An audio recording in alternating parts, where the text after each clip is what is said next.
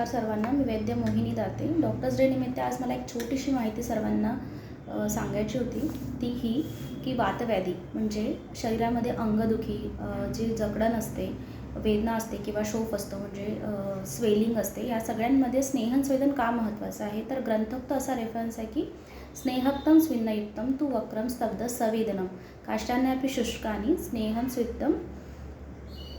स्नेहस्वेद उपादानी. म्हणजे काय, तर जर आपण शुष्क काडीला सुद्धा तेल लावलं तर ती वाटेल तशी आपल्याला वाकवता येते. तर शरीराला स्नेहस्वेदन म्हणजे पूर्ण अंगाला तेल लावायचं जी प्रोसिजर आहे किंवा स्टीम घ्यायची जी प्रोसिजर आहे त्याने आपल्याला वाटेल तसं शरीर का वाकवता येत नाही, असा एक सुंदरसा रेफरन्स वाग्भटांनी दिलेला आहे.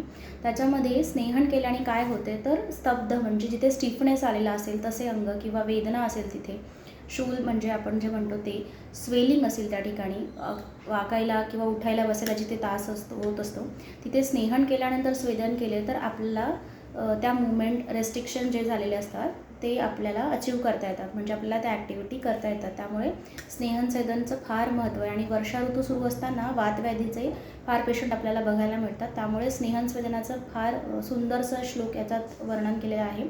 त्यानंतर याच्यात दिलेलं आहे की ज्याच्यात स्नेहन आणि स्वेदन नाही, नुसतं आणि आजार बरा होत नसेल तर तशा पेशंटला स्नेहयुक्त मृदू विरेचन करावं. त्यासाठी शमन औषधीकरिता तुम्ही वैद्यांकडे नक्की भेट द्या. थँक्यू.